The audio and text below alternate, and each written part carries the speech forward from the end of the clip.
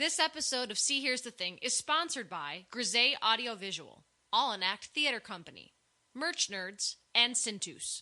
Oh my God, Becky, look at this episode.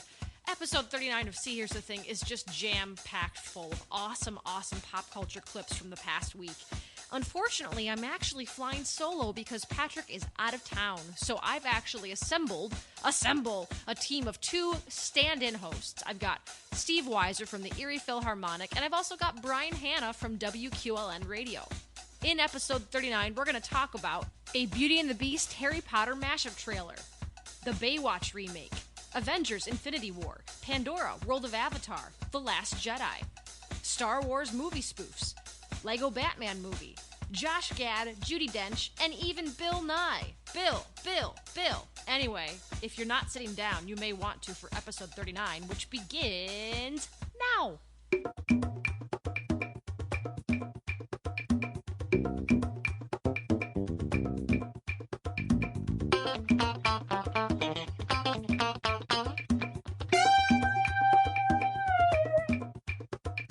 And welcome back to another episode of See Here's the Thing, episode 39, in fact.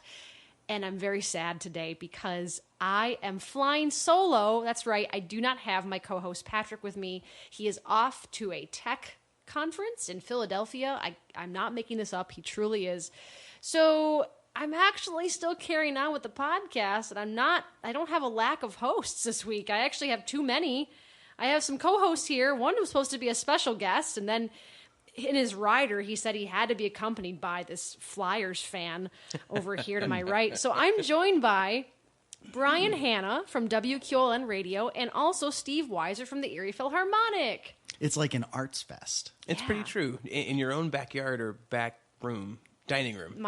It's no longer a dining room. It's a podcast studio. It's very true. It's the Grisey AV podcast studio. Wow. And that's a great You need a name sign right there. Coming to you live from the Grisey AV podcast studio. We should get a recording sign that flashes red. Exactly. When we're recording. Yeah, we don't eat liver I have at one all. of those at WQLN. Nobody pays attention to it. Really? They'll just walk right in, yeah. It's because it's not the Grisey AV studio.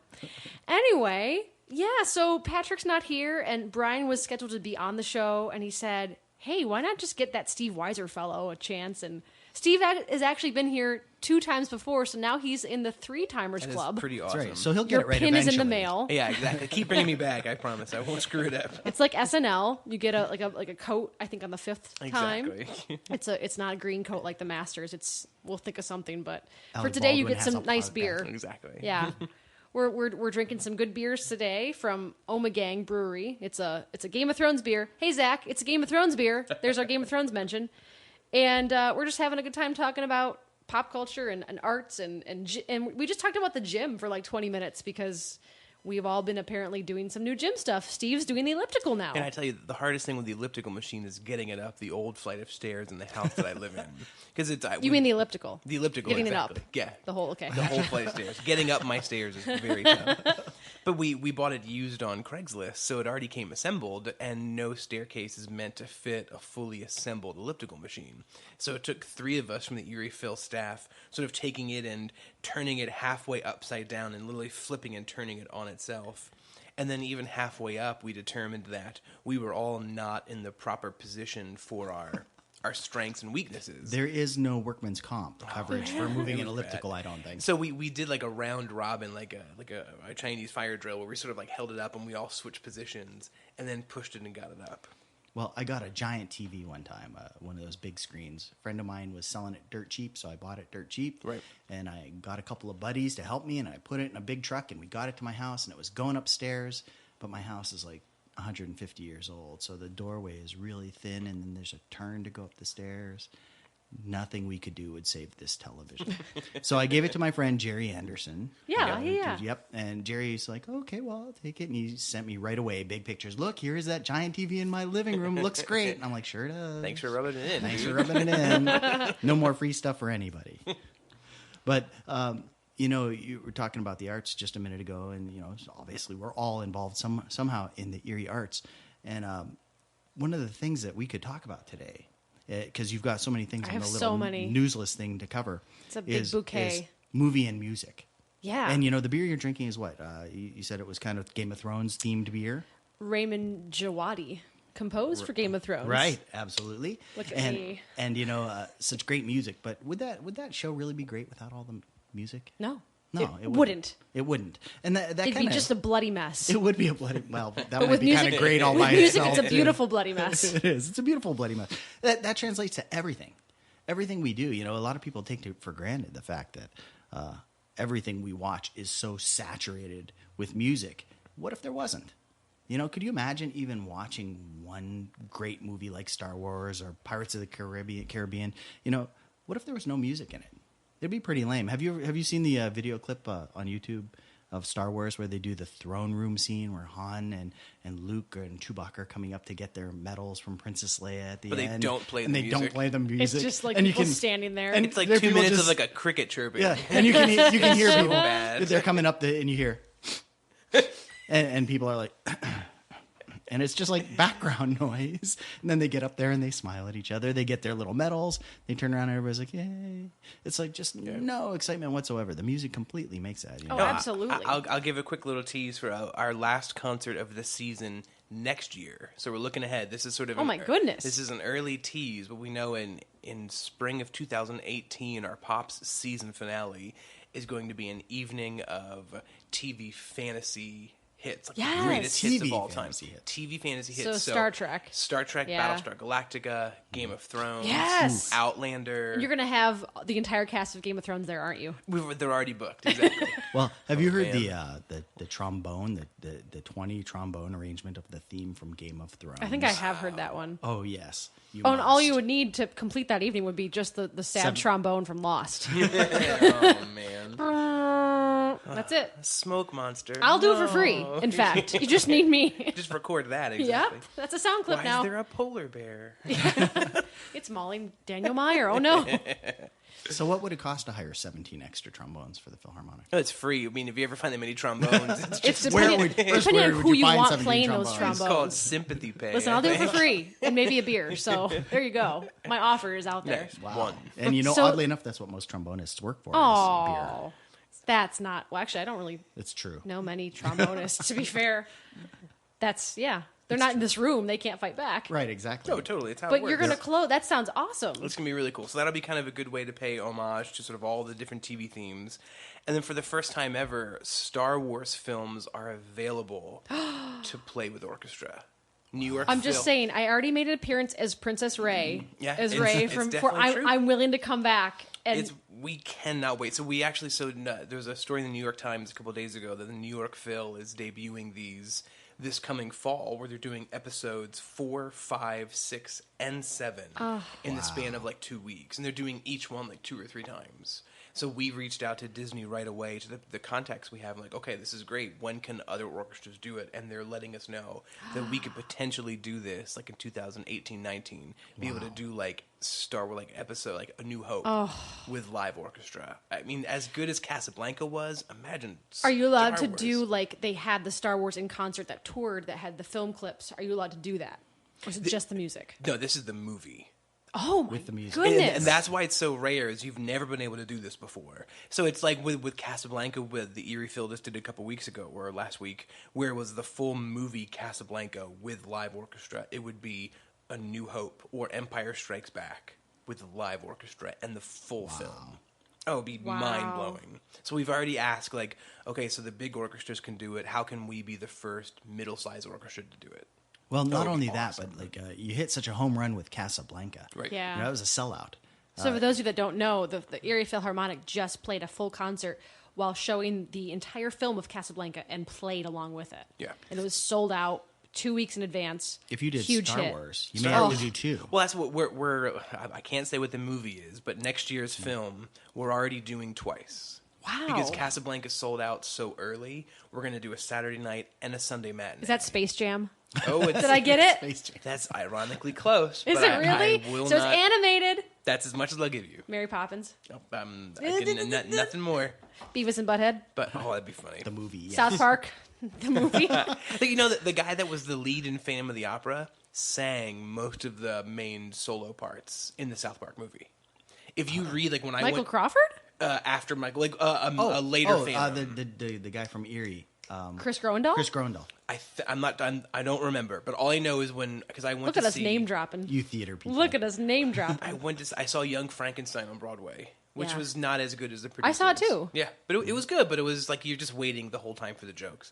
But Yeah. when you look at the lead in Young Frankenstein, had been Phantom, and he was on the South Park soundtrack. Get out. It was awesome. Ugh. Yeah. What a small world. What are we talking about again? I forget. Indeed. We've detoured. We're It's talking okay. about Game of Thrones. It's okay. We will gladly give you your show back. Kate. No, it's okay. This is what we do. We talk about pop culture and we wind down these roads and they detour often. Well, we can detour back in a sneaky way because you have notes. I do have notes. Does that count John as Williams sneaky? wrote the music for Star Look at that Wars. segue. Speaking of And, airplanes, And- it turns out he's really old. Yeah, it makes me sad and very fearful for my life. I'm going to need a few days when he kicks He's the not bucket. going to. But he's not going to. He's 85 years old, working on episode 8, which apparently, again, going back look to my at that. notes, You snuck another one in. Man. we're going out of order, guys. I usually announce this, but you know what? Scrap it. We're just going ahead. The Last Jedi has been screened by the Disney CEO, and of course he said it was amazing.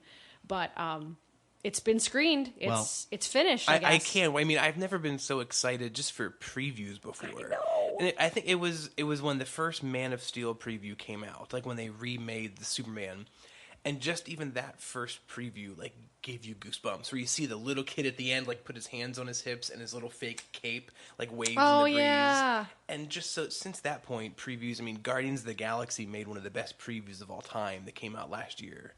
And even just the previews alone make the movie so cool. And they're doing such a good job of really giving it a good tease without giving you the best parts. Right. For a while there, they were you blew it. You went and saw the movie, and it's like, oh, I saw that in the Right. trailer.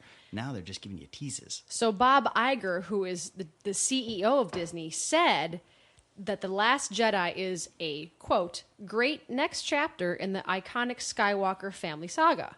Ooh, that's a giveaway. That's a little there. giveaway. I mean, people think... Where do you guys know what stand it on is. the Rey I issue? heard that the Skywalker saga. This one goes back to Luke's younger brother, Ed. And Ed wasn't really good at being a Jedi. Ed Skywalker? Yeah, Ed Skywalker. What is this? Ed ended up being a drone repairman. Okay. But, I think you're... But without How Ed, much alcohol have you had not so not far? enough enough to yet. justify this. But before they even thought of this whole concept, it's like, where would the movie be without droids? They needed Ed to save the entire galaxy. Okay. They couldn't have done it. So you're saying without episode Ed. 9 is like episode 9... The return of the drone repairman. Droid repairman. Droid repairman. No, it's like the episode 9 will be like Ed Strikes Back. Ed strikes. The Force Awakens, The Last Jedi, who happened to be a droid repairman. Exactly. That's what it is. It's the end. perfect. It makes so much sense. That's funny. That's why they don't let me write movies. Oh, we often on this show, Patrick especially, makes things up. Last week we made up said our it? own plots for Harry Potter and the Cursed Child. We also made up a plot of Deadpool and Wolverine having a combined movie, and we put our script for that, which was terrible. But I've heard there's rumors that Wolverine will show up in Deadpool 2. well, he kind of did in Deadpool 1 already. Right. You know, the end. We talked about that at length actually last week. We said like how people want to see a crossover film, but that your scenario is way more possible because of the timing of scheduling. This is supposed to be Hugh Jackman's last film anyways. But again, the first preview for Logan with that Johnny Cash soundtrack in the background, instantly that's better than all 3 of the first original Oh, yeah. X-Men films, especially X-Men like 3, where they had to make another trilogy just to discount all of the things that happened. Like, nope, time travel. X-Men 3 didn't happen. And it's... the preview alone was awesome. Do you as Marvel junkies, as superhero junkies, do you have a problem with the fact that they'll have different characters play different superheroes in different episodes? Like Hugh Jackman, he's just Wolverine. Yeah, sure. Once he's done, they probably should retire that because who else are you going to get to do it who would keep up the level? But like Superman, there's 4 different Supermans. There's 7 different Batmans. If you look at Superman and Batman, that's all DC's problem. Right. And for me as a Marvel guy, I just look at DC as playing catch up to Marvel. Oh, yeah. With Marvel, they've been so good that they've now done like 13 movies, and everyone's the same actor in both. It should be. Minus like one or two, like the original Rhodey was played by two different actors. But now, and again, we're going up to one of the things, with Infinity War coming out next year with Avengers, they now are taking 13 years worth of movies and putting them all into one movie. We get Guardians of the Galaxy, Iron Man, Doctor Strange, Avengers, and I love that it's the same actor. That is, and then if you're going to get a new Captain America, then you acknowledge that this Captain America dies, and then someone else takes up his mantle, which they have done in the comics. Well, Star Wars has been really good about that because they do keep the original characters for all the original parts if they can, and if they can't, they bring in somebody else and they have a different storyline. Yeah. So you're not taking that familiarity away from the audience, which I think that's really important. I mean, it could be a great movie with a different character, but it's going to lose some credibility. Well, credibility, it's sci-fi anyway. But, I mean, it's going to lose some credibility from a fan base, wouldn't you think? Speaking of the Marvel Universe, look at us, just transitioning flawlessly. Not that kind of transitioning. This is transitioning from story to story, not gender. But, and I've got a spit take. First That spit was take. really close. Yay! I got a spit take.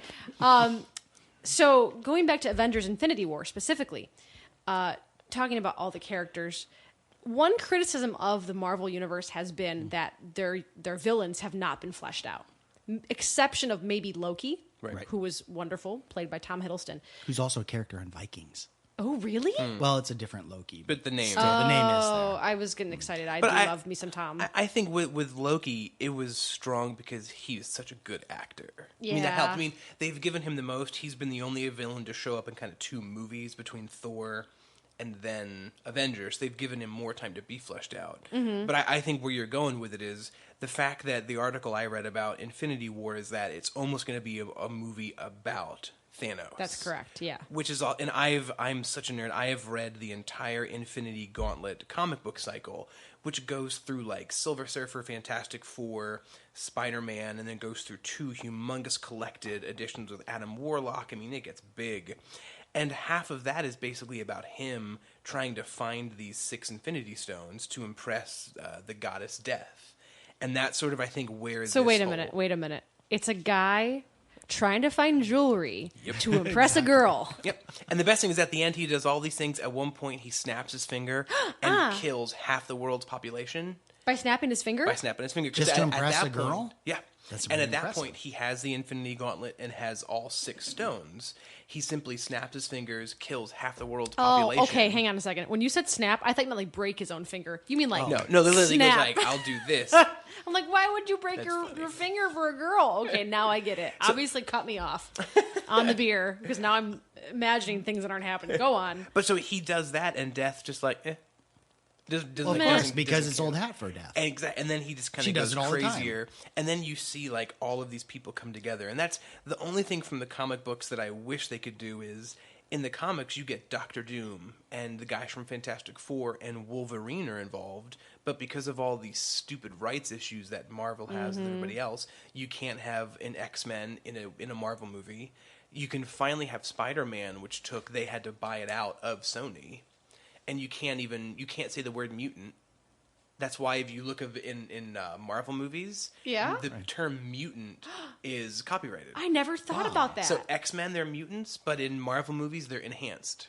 If you think that there's a scene where like Quicksilver and Scarlet Witch show up in Avengers, and Captain America's like, there's another enhanced on the field. They physically are not You're so able right. to say the word mutant because it's only owned by the other guys. That actually goes back to we've talked about this several times, but whenever we go down to Universal, they have the Marvel characters and they have DC. Well, no, wait, is it DC? No, it's Marvel. It's Marvel, but it's the X-Men, and it's not the other guy. That's it's right. not Captain America. And now, Iron so Man. the rule is this side of the Mississippi, Universal Studios can keep all their characters. The other side of the Mississippi, it's Disney. They get them. Wow. So Disney won't ever see what Universal Studios has. And Universal Studios is not allowed to update, like to change characters. They can update like the ride itself, but they can't manipulate the characters in any way. No, it's hysterical. Like the first 3 Spider-Man movies with Tobey Maguire, got progressively worse. Like Spider-Man 1 was good, 2 was pretty good, 3 I could have written it. It was awful. There was a dance sequence. That was awful. And then they remade it with Andrew Garfield, and the first one was kind of... Oh, I liked it. The first one was good. did. But then the second one with Electro and... Is that the one with the big crocodile? No, that was with Reese Ifans as like the Dr. Crocodile. I made up that name. No, but that's that guy, exactly. The new Marvel character. But then Dr. Connor. Yeah, exactly. Got it. But then the second one with Jamie Foxx as the bad guy. Yeah. That is considered one of the worst movies of all time. Oh, and yeah. After that, Marvel kind of went to Sony and was like, and Stan Lee, I think, stepped in, like the creator, and was like, you're not allowed to ever do that again. And that's and that's why the next Spider-Man movie is now Marvel. It's still done by Sony, but Marvel stepped in, and Marvel's the parent. So that's why Spider-Man showed up in Civil War. Which was awesome. Is Sony finally waved the white flag, like, look, we're awful at this.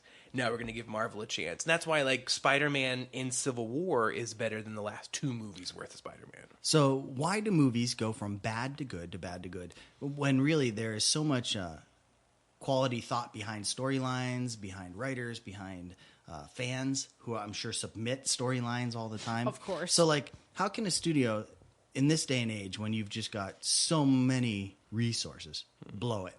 I don't know. Look at Suicide Squad. Oh, that broke my heart. That the lineup of that, the approach to it was like everybody's dream.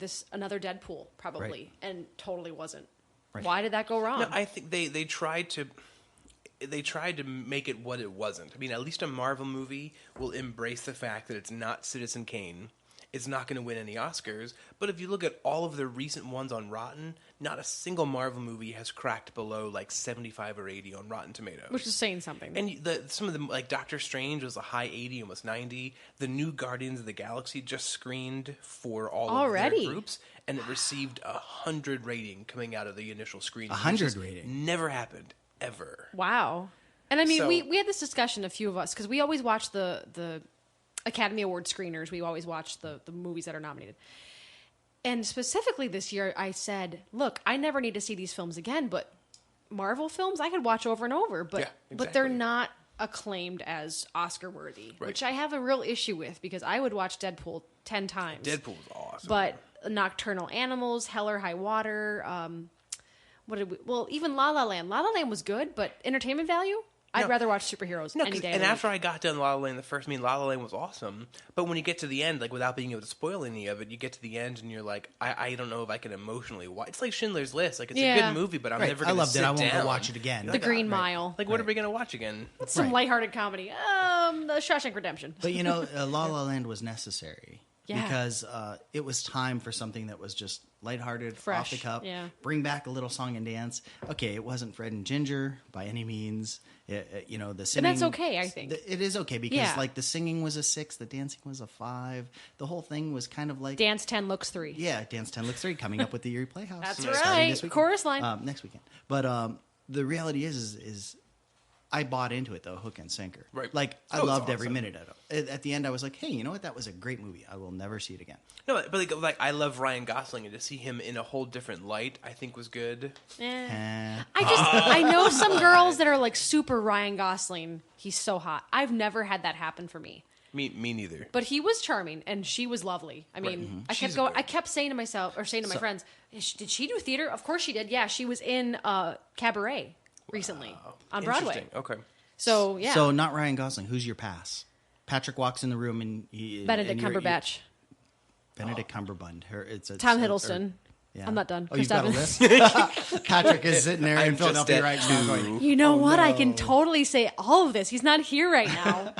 You guys are, and maybe I shouldn't. I mean, do you have man crushes? oh, absolutely. Benedict Yeah, Cumberbatch. really Benedict, Yeah. Oh my gosh. I mean, But- when they I've never followed casting for a movie role before, but when I knew they were casting for Doctor Strange, he was listed because I wanted to. For me, I'm so happy to see that finally turn into a movie. I wouldn't necessarily call it a man crush. I would And say look at maybe that. like fanboy moment. Yeah, like I wanted when they announced it was going to be Joaquin Phoenix. I was like, Oh, no, no. Bad choice. And they wanted Benedict first, but his schedule was too busy, and they held out and got him. And like I would hold out, too. goosebumps that day. Yeah, exactly. Well, it's funny. All of my man crushes are in the Marvel universe. Ben Is that weird? Ben Affleck as Batman is pretty boss. He was pretty good. I will More say so than he Michael was the Keaton? highlight. Generationally, each one is good at their own. I think they role. do their own thing. You They didn't get- like Clooney? Well, I can't imagine yeah, why. I have That's a the man one I crush don't like. on Clooney, except in that movie. Well, you know- in From Dusk Till Dawn. And really, though, So good. they've gotten so much less cartoony as time goes on. Chris Pine also from. Oh, he's good. He's dreamy. He's gonna be in. Well, he's gonna be in DC. He's gonna be in Wonder That Woman. breaks my heart that he's going to do because he's obviously Captain Kirk, the new Captain Kirk. That's right. But the fact that he's crossing to DC land breaks my heart a little I'm all bit. hot and bothered now. I need a break. A beer break? Well, no, actually, I have a new transition. Look at that. Look at me. We're talking about Marvel versus Disney and what they're gonna do. Speaking of Orlando theme parks, Look at that. look at me. Wow. Just found out. I'm so excited, and I have to explain why. Pandora, the world of Avatar, is going to open in Disney World in late May. Here's why I'm excited. I'm going to be there in June. Whoa. Wow. Dun, dun, dun. You guys, Well- are you Avatar fans? Well, yes, and I have a really cool story about that. Is I was listening to a podcast a couple weeks ago. Was it ours? Not yours. Oh, get off but my show. but they were talking about the new VR, Mm-hmm. the new virtual reality world, and the effect that some people who really get immersed in it have. And one of the biggest initial reactions was after Avatar, there were people who were clinically depressed that they couldn't live in that world because they watched it in 3D and they were so immersed Right. in this vibrant world where there was all this peace and love and everybody was, and they were so touched by the intensity of the original Avatar that there were people who had to go to counseling Oh my goodness. to get over the fact that they can't enjoy that in real life. Do you think it was because of James Horner's wonderful soundtrack? It probably was. No, I of the think it's music? because No, of I think it was the because of creative, the creative- naming of the most rare resource is unobtainium. Unobtainium. Oh Yep. my. Is that closely related to adamantium? The bad thing is, so right before that came out, I saw one of the other 3D movies first, which was what's the George C. Scott Christmas Carol. So it was a Christmas Carol where Jim Carrey is a Christmas Carol. Yes. And it was animated. And that was the first time I went into a theater to see a 3D movie. And it literally blew my mind. Because you're watching this cartoon film and you can you're looking at the screen and you can look and see depth. So I had a little experience with a 3D film. And then seeing You had a Avatar. nerdgasm. Exactly. Is what you're saying. But then when you see Avatar, there's a couple scenes where they're learning how to fly on those little flying dragons, and he jumps off one and That would be a And banshee, you get Steve? dizzy. Sorry. Can you get it right? Sorry. It's a banshee. My bad.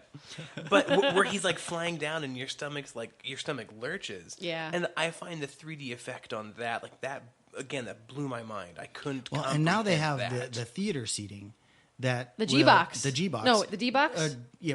It's D-Box. D-box. 'Cause Yeah, it's real right, 'cause it close sounds to like something douchebag that's- box. Exactly. And it moves. It throws you And around a ironically, little when bit. you go in, there's no one ever sitting them, and you're like, yeah, that What would a be the douche. name. Exactly. That's because you have to pay the extra $2. Very No, aptly it's named. not two. It's like 10. I think it's like $10. And it's right in the It's middle crazy. of the row. Just angers me. It's like Anyway. more than my student loan, basically. No, I'm exaggerating. You need a cosigner to go see a 3D film. I'm so glad you brought that up, though, because in the new Avatar world in Pandora in Disney, there's 2 new rides amongst a lot of other stores and restaurants. But the 2 new rides that are worth mentioning are the Navi River Journey, where guests will enjoy a bioluminescent rainforest, and the Avatar Flight of Passage, where guests will see Pandora atop a banshee. Whoa. That's how you Get knew to that fly. name. And I was there in November, and I did see the floating islands. That's really cool. And you can see how they've gotten around the actual floating. Sorry, they're not floating. They're truly not floating. Well, not yet. Maybe they were just suspended now while Disney they're magic. under construction. The 3D stuff breaks my heart. I had it when I was still working at Gannon in the Erie Chamber Orchestra. I had the original Oculus Rift, like the 3D. Wow, that's pretty cool. So I'm showing We're the looking pictures at right now. pictures on it. Yeah. But I had the original Oculus Rift, the 3D headset where you put it on and you're in a 3D world, and I was doing some initial gaming with it.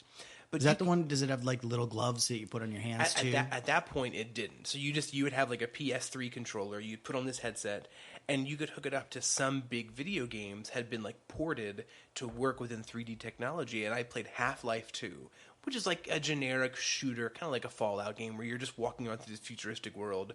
But you're walking around with controllers which can make you look around, and then your head has on a mask which can also make you look around. And it took about a half hour to an hour before your stomach's just like, nope. Too dizzy. I'm done. Yeah. Yeah. Too much. And because at that point you have on headphones and you have on goggles. You're immersed. So you're immersed in this world. And it's scary. Like when you're like, you're ducking under things. So you could really see where cool. people would be distraught. Not Exactly. coming out back to real life, and it's not that intense. No, even just when I was doing simple gaming program, like we were trying to work on something for the Barber National Institute. We wanted to make sort of a field trip software thing where students at this institute could go take a field trip to downtown Erie, go see a beach, go see something in a bigger city. And even then, when you build this world, you're just sort of building a world in like Photoshop where you can like drop in a piece of land. And if you want to put a tree somewhere, you just like click on tree and put it there. And then you can hit run on this program, and you're in this world with these goggles on. So you can like look down and see the grass that you just like dropped there. And you can look in front of you and see a tree that was like pulled out from like a Photoshop menu and dropped. And it's that easy to build things in these worlds. Like if you want a rock, you put a rock there. If you want a river, you just make it. It's so cool. And, you know, I haven't figured out how they do all of that yet, but they have the new cameras, the 360 cameras. Right. The real 360 cameras, not the thing with your iPhone where you just kind of like zoom around and take a big picture. This is a camera with like 10, 12, 14, 16 lenses on it. And you just put it in the middle of whatever room or location you want to be in. And it takes all these pictures and syncs them all together. Right. So when you're actually watching this video that this thing is taking, you can turn your head in your VR and look anywhere, up, down, really all cool. around. And I guess they are transferring this technology to fighter jets.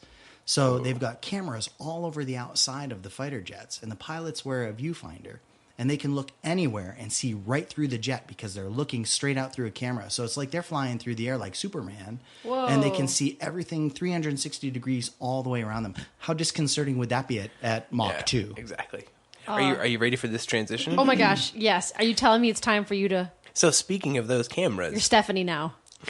I knew it. Stefan. I could have called it. that's really funny. In a previous life, that would be even funnier, but that's a very different story. With those cameras, that brings us right back to the first Avengers movie, where they have this flying helicarrier that can totally camouflage right. itself because it. So It's a great musical moment, too.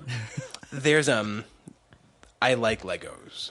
I know. Should have dropped that. If you've down ever there. he the Philharmonic office, I love you would know he Legos. likes Legos. We probably have 30 Star Wars Lego sets scattered throughout the Erie We Phil have office. 8 to 10 Lego video games. And you know Oh, that they're because fun. occasionally you call them on the phone and you'll hear, "This is Matt Anderson." Ouch! As he steps on a Lego. But as so I kind of celebrated a very nice end of a portion of my life about a month ago, and to help celebrate the end of that, I bought a Spite Lego set, if you will. Wow. I mean, I've heard of like Spite cars, Spite, like, I bought a watch. technology, but Nope. Spite Lego. Spite Helicarrier. Do tell us. So I bought the Avengers Lego Helicarrier, which is does it turn invisible? it should. It's as big as this table. Like it's huge. If you look at the age limit is 16 and plus on a Lego set. I just want to let And they let everybody you buy know. it? I have to Yeah. tell everybody, like, up until this point, I'm watching the monitor right now of all the volume levels. Steve's volume has tripled. Because he's so excited since about his talking about these Legos. stupid Legos. But go on, tell us about your helicarrier. It came with like 13 bags of four pieces, like 4 bags each. It literally took like a week to build. It's Yeah. as big as a coffee table. And It you comes wonder with a why, stand. like, the Philharmonic is having issues with, like, people answering the phones. We can't come to the phone right now because we're building stuff. helicarriers So it hasn't made it into the office yet because I don't know where to put Oh. it. It's really big. right in the but middle. It could. It could take up the whole ticket counter. Does it come with a Samuel L. Jackson minifig? Ooh, I don't know. It comes with... It does. Sam Jackson, Captain America... Or Colby Smulders? Colby Smulders, Scarlett Johansson, and Hawkeye. Comes with those 5. Look at that. That's Colby a good one. Smulders. Do you think he made up that last name? No, that's true. No, that's her real name. That's a real Is it? name. Yeah, Her name's from Agent Maria How I Hill. Met Your Mother. Oh, And yeah. I knew that too. Yeah. But that's a great last name for an actress. Colby Smulders. Smulders. Colby. Smulders. What's her middle name? But speaking of Lego, Oh, Steve, I know where you're going with this. So, the big movie of this week for Valentine's Day, especially, was obviously 50 Shades. Just gonna put you in on this. We're doing a 50 Shades roundtable next week Yikes. with some are of the my guest best artists? some of my best girlfriends. We have Emily Casano, we have Julie Lokahi, we have Rachel Freenach, and we have Patrick Thiem. because Some he of needs my to see favorite this. girl. Okay, there Yes. we go. Got it. Okay. So we're gonna That do this when transition. we're all free. We're all different schedules this week. But the other movie that came out this weekend, which is doing way better than 50 Shades Darker, is Imagine the Lego Batman movie. And the reason I bring this up is because this is so good. It came out with its own song. So remember back in the Lego movie, Batman wrote his own song about not having parents. Right.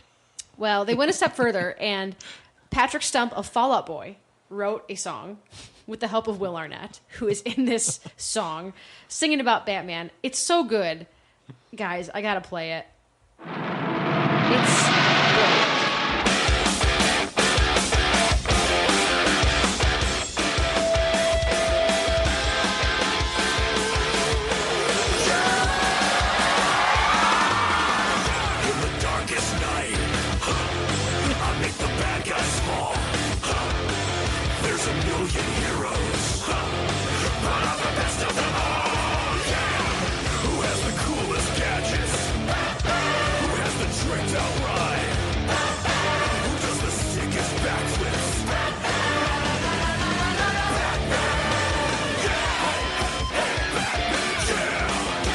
It gets better. Now he's gonna tell you what he does.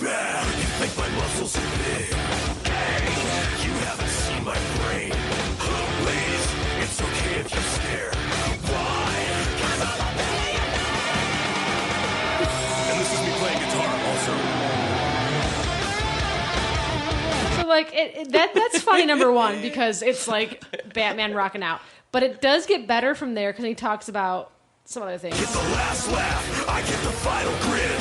Throw you into the asylum with Harley Quinn. Turn Okay. face to black and blue face. I 100% am not Bruce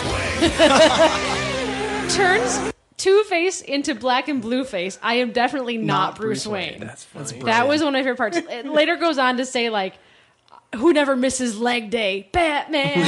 Who can chokehold a bear? Batman. Who always pays his taxes? Batman. It's hysterical. I don't hear Patrick Stump in there anywhere from Fall Out Boy. That's all Will Arnett. I'm pretty sure. It who sounds voices like it, Batman. definitely. Exactly. But now I'm way more stoked to see this film. Just because the first Lego movie was awesome. It took, and the song from that, Everything is Awesome, nicely done, See Steve. that? It took me a while to like really get into it. It was like Moulin Rouge. I had to kind of see it 3 times before I was hooked. But now the Lego movie we love, we quote all the time. Did I lose you? I'm hearing something strange. I'm hearing It's the artifacts. Batman. Is it still Batman going? I hope not. I turned him off. I don't know Hear what it? that is. Whoa. Oh, it's another trailer playing on my browser. Oh. But it sounded like death was coming to get us. Is death coming Is to get us? Thanos here? Did he snap his finger? Exactly. Snapped his Here we finger go. off and was like, here you The go. goddess of death. So I'm really excited. They've incorporated a lot of really great voice talent into this film, and it's doing way better than 50 Shades Darker, which I think is hysterical. Yeah. Well, I think you should have a live studio audience for your 50 Shades Darker podcast because I think it's going to be hysterical too. Oh my God! Well, I don't. Are they I don't- watching it this weekend? We I were have some going to try friends to watch watching it tonight, today. actually, but everybody has the plague. So we're going to postpone that, and I don't know when that's going to be. It probably won't be within the next week, probably the next 2 weeks. But if you want to join us, feel free. Because Just so Patrick doesn't feel outnumbered, if anything else. I've never read the book. I've seen the first film. It's very ridiculous, but I will say that Dakota Johnson, who's the star, the female lead, she's kind of wonderfully derpy in the film. She's wonderfully derpy, and She she's Don truly Johnson's is. daughter. I'm just going to say, that's she where the comes from a derpy family. comes from. Exactly. I wouldn't say that because like I want to criticize this film, but she was actually delightful in a film that's really ridiculous. But I did read like a review on the next film, and it does sound a little weird, Like derpy weird, or like ew, I need a shower weird. like bad writing, bad cutting, bad editing, weird. But that's why we watch films like that. But That's right. for me, For fun. that actor is always from that actor. the Go. guy from 50 Shades of Grey.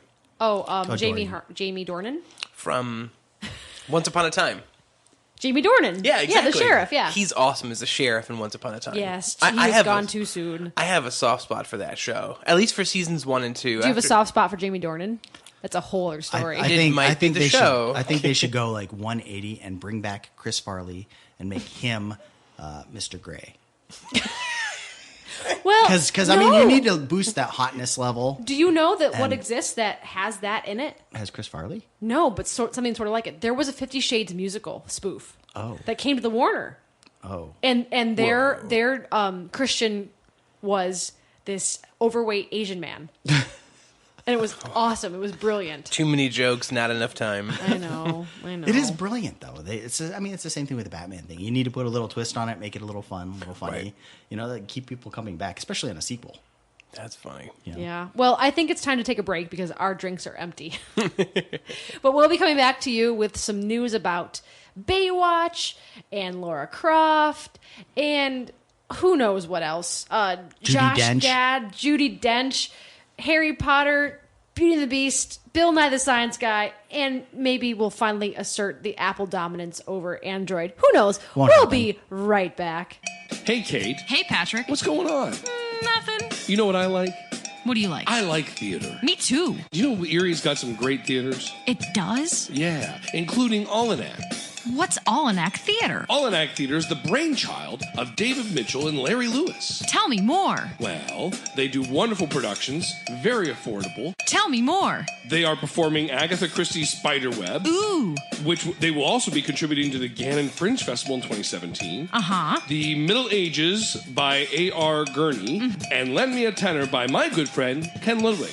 I'm always out of tenors. So, Patrick, where can I find All-In-Act Theater? Well, if you've got a computer and you can go to allanact.net. I think you mean All an Act. Oh, ALLANACT. I thought it was Allen Act. Maybe it is Alan's Act. But no, it's All an All Act. an Act. www.allanact.net or find them on Facebook, Instagram, or Twitter. They're located at 652 West 17th Street in Erie, Pennsylvania. They are the best entertainment value in this community since 2004. They feature comedies, dramas, mysteries, farces, quality theater at an affordable price. Theater lives here.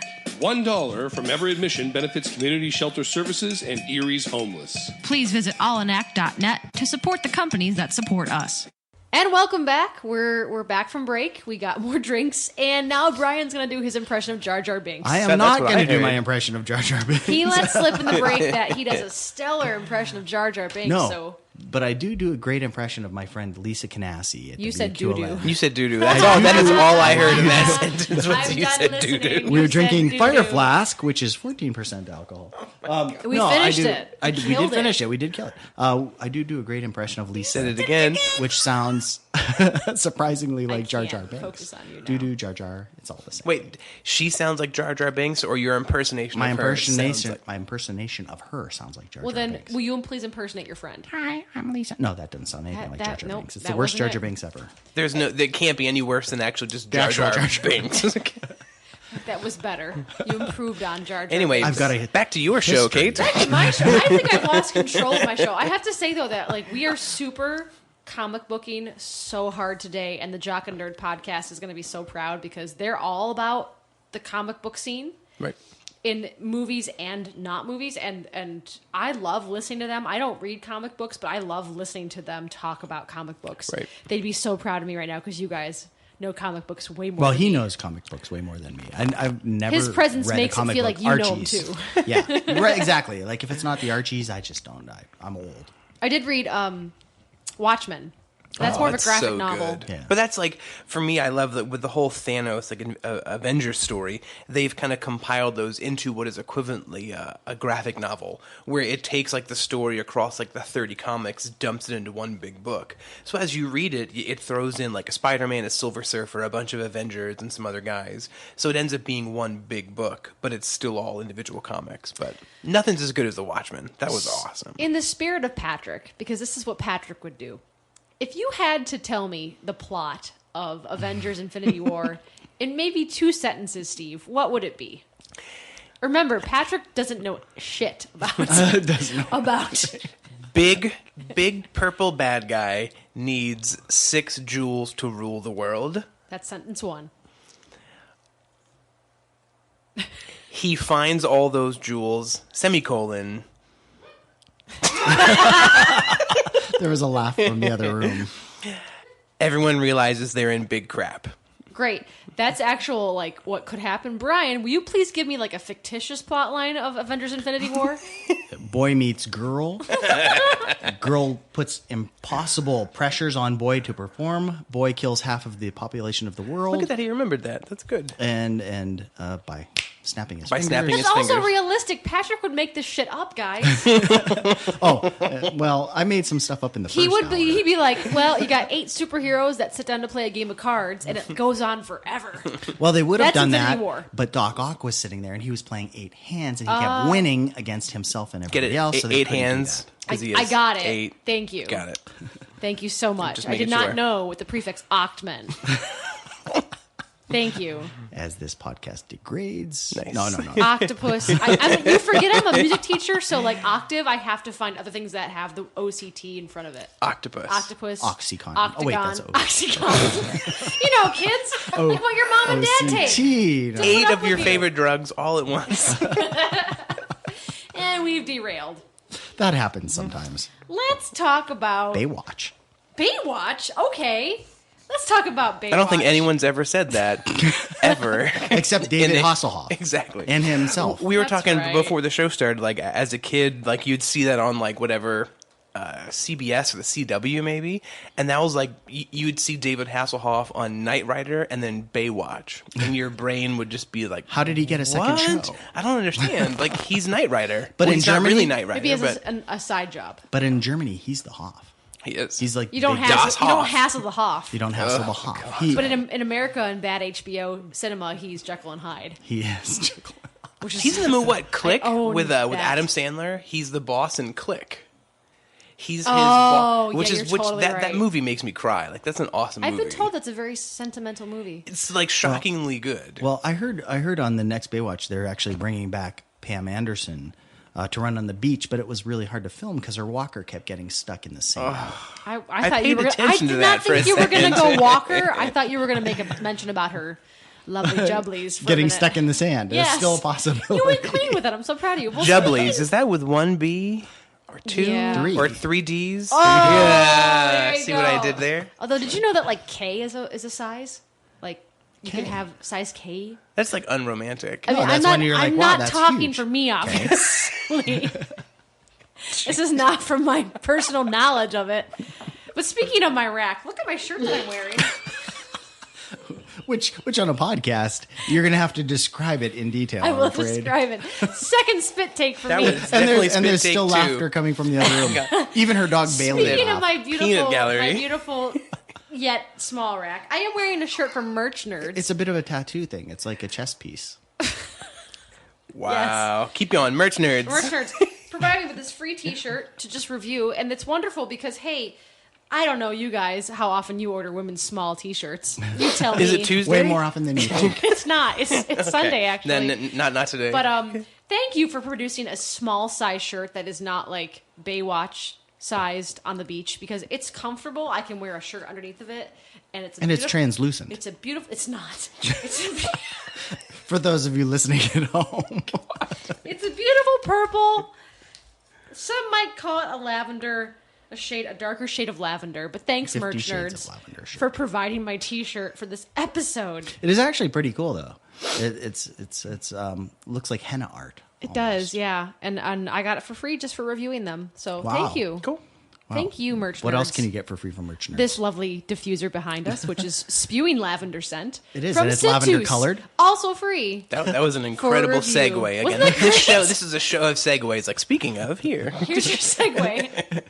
It's a little like home shopping network. With, The whole show we've been on segues, going around this studio. But speaking of Baywatch. Speaking of Baywatch and boobs. I couldn't and- think of anybody better than Zac Efron to take this place Oh, I of could. David Hasselhoff. I could think of a lot of different people. But Chris Farley. I think Again, he's he would make still, every movie he's still great. pretty dead. he's still pretty dead. But So is Baywatch. there is a True. Baywatch remake that is already going to happen. There was a Super Bowl spot, the trailer. It's really derpy. And I only can show you the derpiness by playing it. So here we go. They are watching the Bay. Welcome to Baywatch. You people are lifeguards, not police. You people? Oh, you don't get to say that. You're just tan. Right on. Come on, brother. Why does she always look like she's running in slow-mo? You see it too? You going night-night. Ready to do this? Hell yeah. Whoa, what are you wearing? Freedom. That's desecration. Oh my God. So They are the watching scene the where bear. The Rock asks Zac Efron, which who knew that was going to be a sentence. The Rock asks Zac Efron. I can't I'm even telling talk. you, these are all things that have never been I've lost said. my No, train of these are speech. things that Ever. should never have been said. He was wearing a American flag thong, and that's when The Rock said to him, "What are you wearing?" He said, "Freedom," because it was an American flag. Desecration of Wow. Well, The Rock. I mean, it's again, you don't want it. It's not Citizen Kane. So is it derpy? expect- Do you know there's not going to be a rosebud at the end of the film? You don't know that? It was the wagon the whole time. Is it derpy on purpose? Like if it's derpy to be derpy, It has to be derpy to be derpy. I mean, if like you Super think- Troopers. You took that out of my mouth. I was like Super Troopers. That's fine. Derpy to be derpy. yeah, I Derpy think- squared. Well, I guess this is But- what they're going for. I hope. I hope they do, because if you take it too serious, like the original Baywatch, you end up with 11 seasons of people being forced to watch this on a Saturday night. Even with taking it serious, I'll give you a segue back. It's the word of the day. It's like Pee Wee Herman's Playhouse. Word of the day, segue. No, Oh no my one? gosh. Right? I forgot Patrick always has a word of the day. Segue. Segue. Nailed it. Was Nailed it segue? Yeah. It was segue Was because it you used it a Jubblies? bunch of It.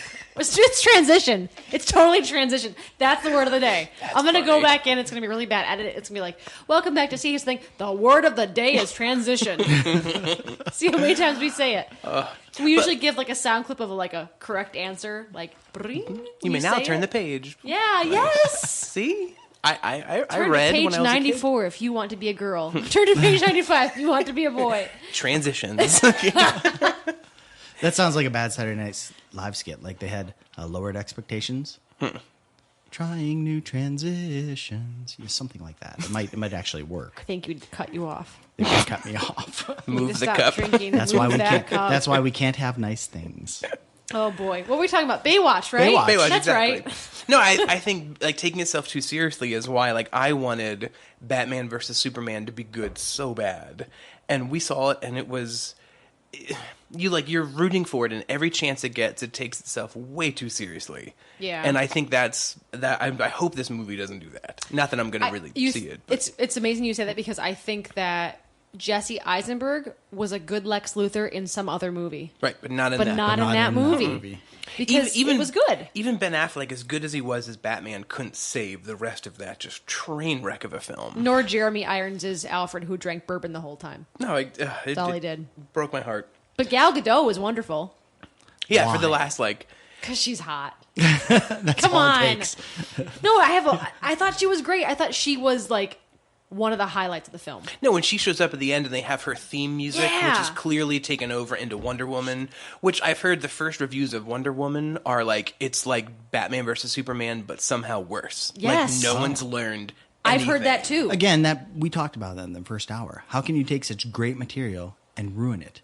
They're really all you need to do is come up with an hour. But how can you 40 ruin minutes it worth the of same stuff. way you've ruined the other movies before it and no one's learned from it? Like Suicide Squad, too serious. And nobody learned Batman, from it too serious. at the cost of a $500 million per movie. Suicide Squad confused. Exactly. No, and then Yeah. Wonder Woman, them like the first reviews were like, did they not learn anything from any of these other movies? Which is so weird because you look at that first trailer and you go, yes, Yep. they got it right. Trailer's but the then best thing. I heard the same exact thing, and I also heard the same thing with Justice League. Yeah, and it's that going to be not so dark. going to be good. And they're trying to play catch up to the Marvel movies. Marvel spent 10 years But you know, building they don't an Iron have Man to play movie. catch up. All they have to do is make a good freaking movie, and suddenly they're caught up. It's that easy. You know who's not playing catch up with anybody? Zac Efron. No. No. Jason Friedberg and Aaron Seltzer, who made the Scary Movie franchise, Epic Movie, this and is funny. Vampire Suck, are now going to create, so you know, like these movies that make fun of other movies, they're going to create a Star Wars spoof called Oh my goodness. Do you have it? Star Wars Do you have it? Episode XXXIVE equals MC squared, The Force Awakens, The Last Jedi Who Went Rogue. Wow. I read that in the car earlier and nearly drove off the road. Like, that's funny. That's And very it's brilliant. good. But as a Star Wars fan, how do you feel about this? If they're parodying episodes 1, 2, and 3, have at it. Go for it. George Lucas earned all the parody you can give him. If you put Jar Jar and No, I Love You More in a movie, you deserve to get parodied. Well, the other thing is there's so much to parody in the first 3. Oh, exactly. There's not that much to parody yet, I don't think, in this next series because it's too serious and it's too focused and it's setting things up and moving things around. I don't think those are the ones to mess with. and But those even- first 3, And even like 4, 5, 6 are so much in the canon of just film lore at this point. But then you go to episode 1. I mean, I remember the first time like actually watching and hearing like when you see the droid, the trade ships, and the 2 trade guys, rather than speak in an alien language with subtitles, they just speak with a Chinese accent. You're like, are you kidding? And then to have Jar Jar say, "Excuse me," excuse me. Excuse me. and that was like 10 minutes into the film. Well, and he you're was like, supposed to be a "Ooh." bad guy. Speaking of Jar Jar, Should've been. give us your impersonation of Jar Jar speaking Chinese, Brian. I don't have an impression of That it. would you do. that would probably Chinese. offend everybody. Exactly. That's true. Well, here's the crazy thing. How was your former job at WQLN? Exactly. I'm now hosting a podcast full time. But I get free T-shirts and No, atomizers. I only got one T-shirt. It's a It's a woman's start. small. It's so. a beginning. Here's the crazy thing about the spoof. This is weird. The visual effects guy behind Inception and Interstellar, Paul Franklin, is directing this spoof. Wow. Interesting. A special Right? effects guy Between is just behind wrecking- Inception. Wow. And it's being financed by Covert Media That's a fitting name for with a somebody. fall 2017 shoot. But if you do the parody, I think you have to have the approval of the person behind it. Like, I don't think you can make a parody without getting some sort of approval from it, because you have to be able to use the rights to so many things you're going to be alluding Right. to. Absolutely. In order so people here's would my question. understand. What are they going to make fun of? My offering to the table is they're going to totally capitalize on the "I got a bad feeling about this." That line. You have to run on that. You're going to run with that same background effect of like when the dude falls in the pit of Tartoon on Right. In the Wilhelm scream. Yeah, exactly. Yes, You're gonna have that scream everywhere. You have to just eat Jar Jar Binks for, Oh for my breakfast. God. You have to Well, do it everywhere. he may be the main character. Oh my god. That would make it actually That kind would- of awesome as far yes. as horrible. No, movies you go. have to take what Spaceballs Or if he's did. a Sith. Yeah, exactly. Make Jar Jar the Yeah, Sith. like he pulls his hood back and you see the big floppy ears come out, and it's like, oh, there could be some. Because he was supposed to be a bad and guy. think about it, but if Ewan McGregor, who's one of probably the top 10 actors, at least my He's favorite great. actor, he can't save those films. No. Where like there are scenes where like he's trying to do Liam stuff. Neeson. Exactly. And no, Liam Neeson explaining the Jedi like, oh, it's little green microbes. Like, shut up. You can't explain what the Force is. It just like, is. You don't explain the Force. Like, The it's little- midichlorians were a very so bad sticking point, weren't stupid. they? That's Yeah. almost as bad as Jar Jar. There's- Because these little green organisms. And there's things you need to just leave alone. People make it up in their own head. They know what Don't it is. explain the Force. So I hope they hop on that kind of stuff. I did, however, like the blind Jedi in Rogue One. Oh, I loved him. He was great. Loved And him. I was a little sad when, I won't spoil it for anybody who hasn't seen it. Who hasn't seen it? Oh, come on. It's like you He watch becomes the a woman. Transitions. No, but you watch the Titanic, like, surprise, everybody dies. Well, not everybody. The listen. one you wanted to die stays alive. That's right. She stayed on that door. He could have stayed on that. That's so stupid. He could have. He just gave up. Oh, Jack never let go, except No. I have to pay for you later. Go drown. No, he was Stupid. sitting there thinking, if I live, I have to spend the rest of my life with this woman. At I'm least just going to Kathy, let it go. At least Kathy Bates survived. That's right. She The was in unsinkable that. Molly Brown. Yeah, Unsinkable Molly Brown. Tawanda. Who else could play that other than Kathy Bates? Misery. Fried green tomatoes. I had to explain. Benedict Cumberbatch. Yeah, I had to explain the misery scene to someone the other day. We're totally detouring on one of okay. the in You do what you want. in Misery, where she gets not Paul Newman, James Caan, who plays the actor in the Yeah. movie Misery, and the first time he tries to escape, she catches him escaping and like drugs him, and somehow he wakes up in the bed, and there's a beam attached in between his two ankle bones that's like right at his ankle bone, so his feet are just dangling right below the beam, and she comes in with a sledgehammer, and she's like, "Why'd you try to escape?" And he was like, and she just breaks his ankles over the beam. So whenever you think of Kathy Bates, you just think of sledgehammer and American Horror Story from this past season. I mean, from multiple seasons, but this one especially, she was the butcher. I need to So start does she watching have that. issues, or do people just like her to play those parts? She's just awesome. Have at you it. seen Fried Green Tomatoes? Yes. It's a beautiful film. It is a beautiful film. She's not a killer in that one. Is she? Well, we haven't maybe seen she Fried is. Green Tomatoes too. Attack of the Fried Green Tomatoes. Burnt green tomatoes. Which was George Clooney's, like, one of his first films, back to the whole man crush thing. Wait, what? Right after Roseanne. George Clooney was in Attack of the Killer Tomatoes. It was one of his first films ever. You're blowing my mind. I tell you, it happens all the time. Blowing my mind? Or... Blowing your mind. Let's not go there. Let's go to somewhere else. So I always look for trending videos, trending topics. This one has been trending on Facebook for the past 2 days. It is something so brilliant, it brings a tear to my eye, and I want this to be made into a real film so badly. This is a mashup between Beauty and the Beast and Harry Potter, specifically Lord Voldemort, in which Belle falls for Lord Voldemort. PistolShrimps, which is a great name in itself, from YouTube. PistolShrimps. Sure. They've created this brilliant, beyond brilliant trailer on YouTube of Belle falling for Lord Voldemort. It's got 2.5 million views in just 2 days. But here's a little snippet of the brilliance that is this trailer. Look at her. What if she is the one who'll break the spell? Hello. You can talk. Hello. I'm an elf. Tom is not as terrible as he appears. She's wearing Rowena Ravenclaw's diadem. You must charm her. Be gentle. Kind. Sweet. Come, show me the smile. Oh, don't. And you got like the Whomping Willow shedding the snow. Voldemort's feeding the birds, laughing. She's laughing. Oh my god, it's so beyond brilliant. They have Buckbeak in there. They have the pixies in there. There's dragons. Why is this film not being made? No, right it's pretty now? awesome. We have Super Troopers. We have a spoof on Star Wars, but we don't have the Beauty and the Beast Harry Potter mashup. I think we'll definitely get there in some point or another. In many ways, like, he makes the perfect beast because he's terrifying and disgusting. But can he transition at the end? Oh, into a prince? good job. That's the question. With long, flowing, beautiful feminine hair. But he'll still have that squishy nose. The and no-nose. the squishy nose just does it for me. The like, no-nose. The beast I totally get, but squishy nose, like, like, no, I'd rather be single. You know, the marketing team for this film has been a little, like, I just want to kind of facepalm them for themselves because they released posters of all of the animated creatures as their human form. Isn't that the big reveal at the end? It should be. Why would you reveal posters now? And then they reveal the poster of the prince. Oh, I did not see That is that. the big reveal at the end. Why Is would it you do that Benedict now? Cumberbatch? No, sadly not. It's Dan Stevens still. Oh. Wouldn't that Still. be great? Well, if you're turning in, Dan, we're really sorry. He's cute. He's really cute. I like him. I just like Cumberbatch a little bit more. I actually would love to see Cumberbatch do the Beast. That was my pick. When they announced that they were doing this film, That I'm is like, an interesting pick, Benedict kind of. Cumberbatch would be awesome. He's too busy being Doctor Strange. No, it would have been funnier if it was Matt Smith and nobody saw that coming. Matt Smith from The Doctor Doctor. Who.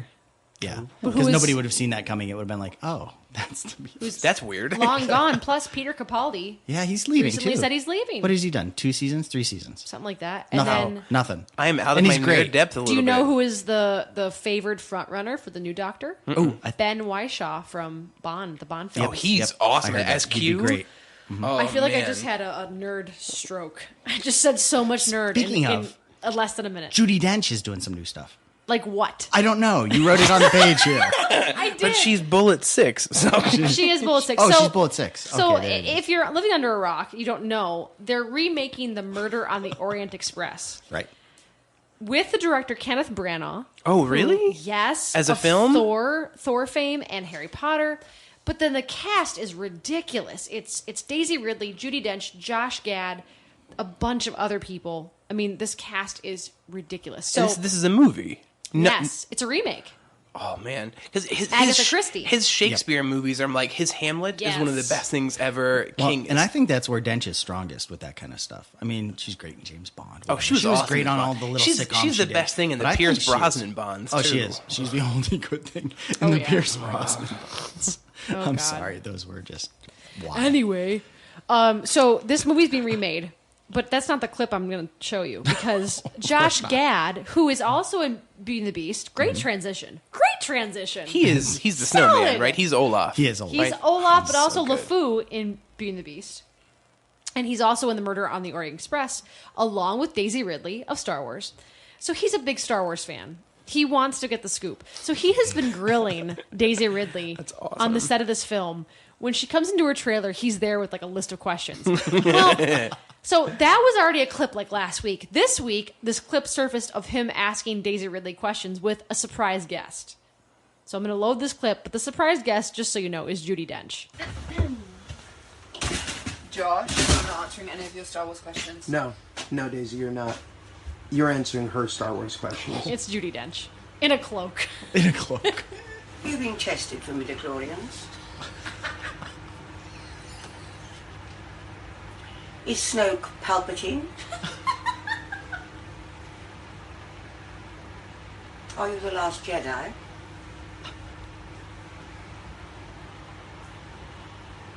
What's the deal with Reylo?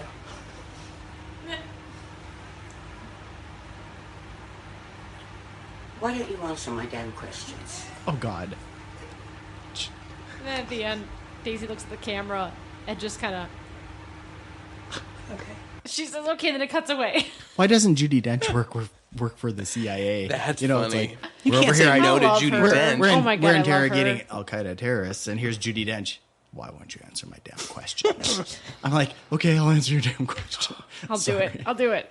So it's just a fun clip to share. I love like the end. Like that's what makes Force Awakens so good. Is how many times have we seen it? But watching all the way to the end, just to see Rey give Luke the lightsaber at the end, and then end without answering any questions. Like that's awesome. Every movie should be like that. You should have no idea for 2 years what's going to happen. I love it because I don't want it to be spoon fed. That's awesome to have that just waiting is like, what's going on? Well, they're also kind of half relying on your ability to recall what the other movies were. So, like, if you're not a Star Wars fan, you're going to watch that and say, what? Oh, why was that?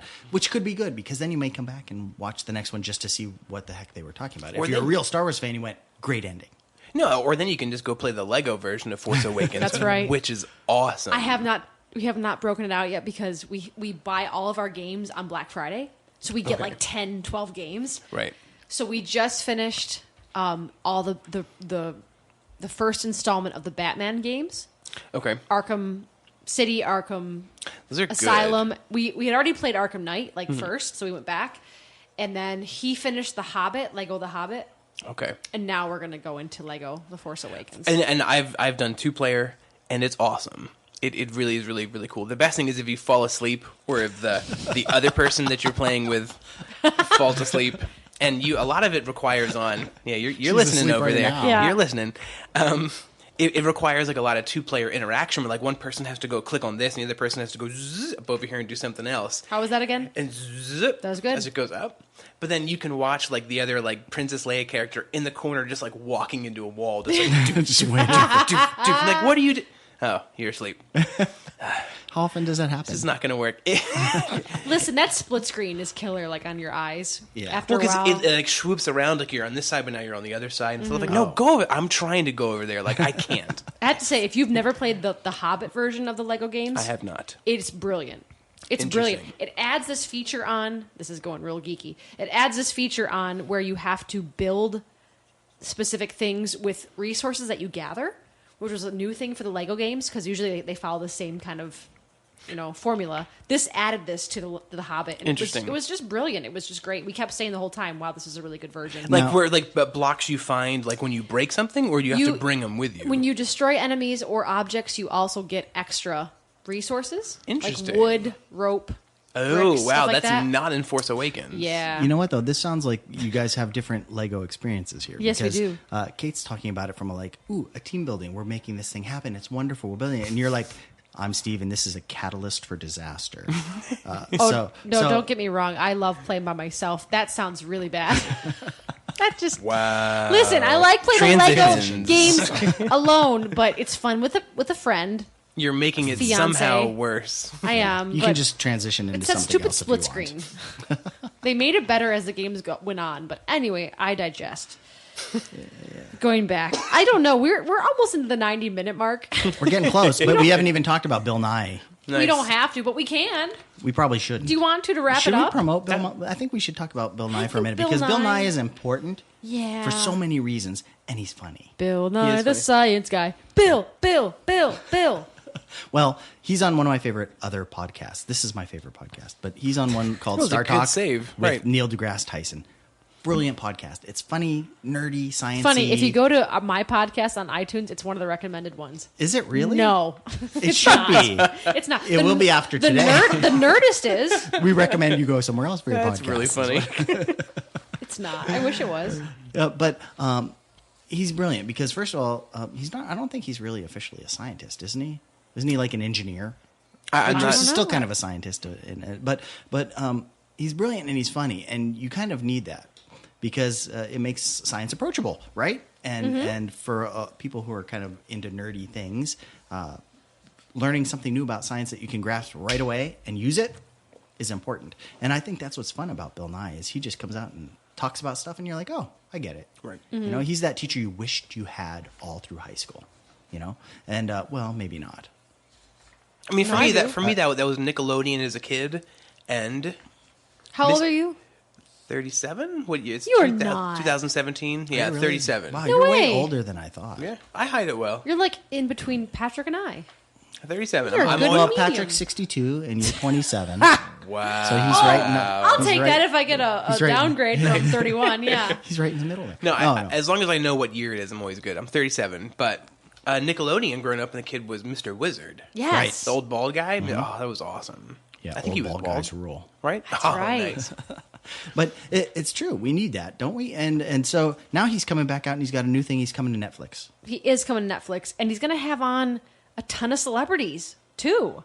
Which is the way it should be, because that proves that fun people like science. So the show is called Bill Nye Saves the Word. Saves the Word. The word is Pour transition. me another. The word is I need another shot. bird. The bird Bill is the Nye word? Saves the World. It's going to debut the day after my birthday, April 21st.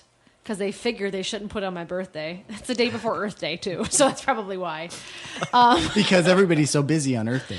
So 13 Thank God. 13 episodes that seek to debunk anti-scientific claims and myths in topics ranging from sex to alternative medicine to, yes, climate change. So this isn't geared towards kids, like the old Bill Nye the Science Guy. This is more like Bill Nye the NSFW. Do you want to watch the trailer with me real quick? I would love to. Do you want to, assuming my Mac works finally in YouTube? There it goes. Ooh. Bill is back. Let's do something fun. Come on.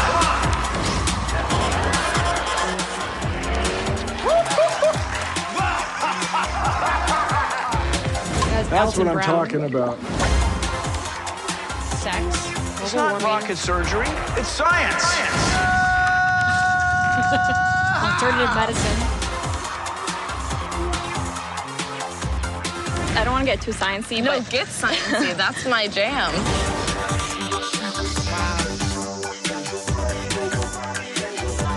Will Wheaton. Yeah.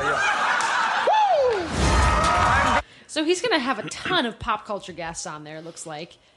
This has got to be a win. It could be a win. Do we really need Bill Nye explaining things about sex to us, though? Why not? I need to understand it still. Please. Well, it's not that we don't need to understand, but couldn't we have somebody better, perhaps? Maybe it's all in the special guest, though. It could Who be. would That could be Will Who Wheaton. would your pick be for somebody better? Not Will Wheaton. Who would be your pick for someone to explain sex to us? That's a really I'm not question. touching that Benedict answer. Cumberbatch. There you go. Tying it back in. Yeah. This has got to be a win. He would just blush and step back. He could just say like 2 words with his accent. Yeah, absolutely. As Smaug explaining sex. There you go. Is that in the Hobbit Lego movie game? It's not, but his voices, because all these Lego games use the voices to a point. There are some people that do not allow their voices to be used. That's stupid. Why would you not want your voice used in a Lego movie? Free marketing. Anyway, that's a whole other show. Right. Yeah. I don't know why, but probably some contract of some sort. Stupid. So what haven't we covered? We covered sex, We covered a lot. Bill Nye, But- transitions. You know, we didn't cover. Beauty We and can the kind of Beast. go through in a real quick, like, hey, check this out, audience members, because this is cool. Lara Alicia Croft. Vikander of the Danish Girl and Deus Ex Machina Yeah. is going to be the new Lara Croft. Looks amazing on Twitter with all these pictures of the set, like super ripped. I'm totally on board with this casting. It's going to be amazing. New Pirates of the Caribbean 5 trailer Looking forward showing to that. Orlando Bloom helming the Flying Dutchman. That's awesome. Yeah. We got a trailer from The Circle movie, which stars Emma Watson, Tom Hanks, and John Boyega. That's like a win-win-win. Yeah, That's going to be that should be amazing. It good. looks very interesting. And, you know, our phones are going to be expensive someday. All of our phones. $1,000 I heard. $1,000 for the Galaxy S8. And the new Close to Apple, that too. now. And the Yeah. new app. So we are really kind of moving into this weird new age of technology. It's kind of creepy a little bit. So what is the next best thing going to be? The contact lens video camera. Say Was what? it Sony or Samsung? I'm not sure. They've already made a contact lens with a chip in it, and you blink twice real fast, and it starts a video recorder going that records it to your mobile device. That's pretty cool. And then What you blink happens if twice you have again, Tourette's? and it shuts it off. Then you You call up Cartman from call South up Cartman Park. from South Park. You guys, you guys, stop blinking. You could completely do Jar Jar if you can do that. I cannot do Jar Jar. I can do Cartman. That's about it. That was pretty good, actually. Thank you. But I listened to his version of Sail Away a lot as a Oh child. my god, that's one of the best things ever. I'm sailing away. But they sing the whole Sailing song. to the birds' head. That's about all I got, guys. That's all I got. If they had liquid in their mouths, it would have been a third we should end on that. bit take. Yeah, I don't know how you. You know go what? I past feel that. bad because we've gone through this whole show. We've not plugged your. We did at the beginning. I didn't fill in the blank. We've not plugged anything. Are there things you want to like promote on this show that's watched by millions of people? Not really. I would love for both of you to tune in to Classics every day, 9 to 1, weekdays on WQLN Radio, because you'll hear me talk about all kinds of great things, great music and great events like Great Philharmonic technology? performances. Whoa. Great technology. We Like never Apple? talk about technology on. Can Apple users tune into your station? They It's can. So They old? can stream it live. They can stream it live There's on a their Apple gerbil in the products. back just running on a treadmill. Like, It's actually Brian. keep Bill going. It's Bill Nye the Science Hamster. Just keeps running. Cute. So yeah, Brian's a radio guy. Tune into his show. Yeah, exactly. And he plays a mean trumpet. He does. Some Indeed days he I play does. mean trumpet. And yeah. sometimes a nice Oh, that's trumpet. right. I play with the groove. I almost didn't plug that You at all. I do, should play yeah. that. Look at that. But anyway, what did you want to plug? I mean, for us, we obviously have some cool things coming up. The Phil just finished up Casablanca last weekend, which was our first sellout in probably Big 5 sellout, years. like which is 100% really cool. sellout. And then we have one of the biggest kind of piano soloists on the planet, Emmanuel Axe, is coming to town in the second week of March, from March 8th to the 11th, and he's coming to Erie for free. His name makes him sound like a huge like rock Well, classical. you know, pianist. to transition into something related Emmanuel to Axe. to transition into something related to what I do. In 2013, he was the guest on Wait, Don't Tell Me. Oh, shit, wonderful- NPR. Yeah, NPR's Wait, Don't Tell Me. And it was hilarious. So, you know, they always ask questions related to your name, perhaps. Well, his were 3 questions about Axe body spray. And which he was totally and plays he- along to his name. he It's really nails funny. the entire show. He was really funny. They talked about piano competitions.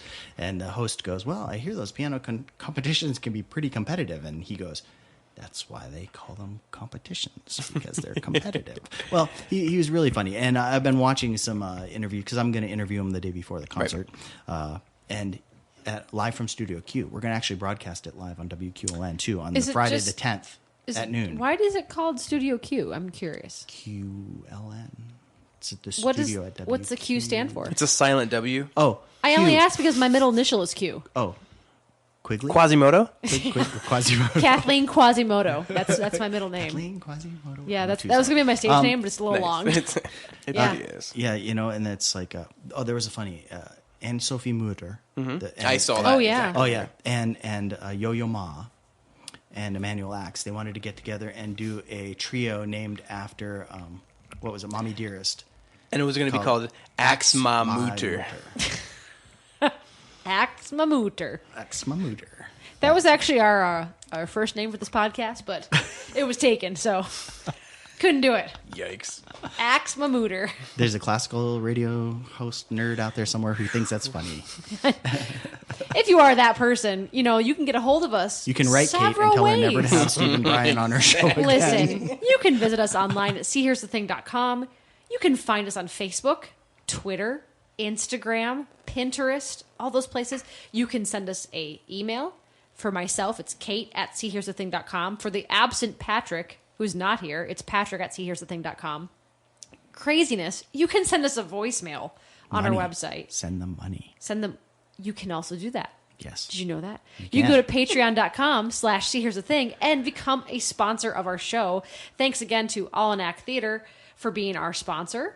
They are awesome. You too can earn eternal fame and glory by being a sponsor, getting your name on our website and our Facebook and everywhere else in between.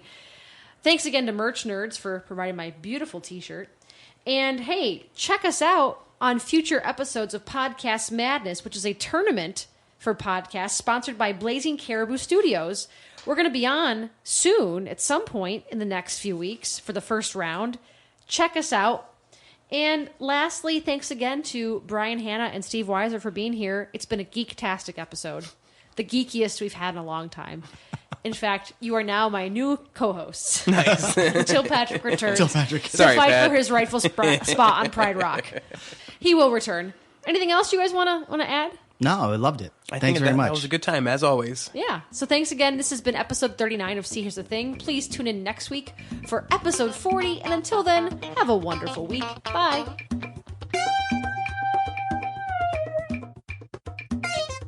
So here, it's over.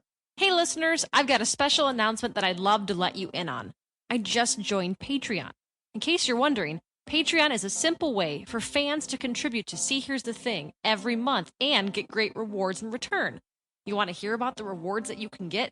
Just by sponsoring us for, hey, say $1, you can get a program shout out. That's right. We're going to shout out to you. We're actually going to shout with jazz hands and bad pirouettes. For a little bit more, you can get a YouTube shout out. That's right, a video shout out, plus some street cred in our profile on YouTube.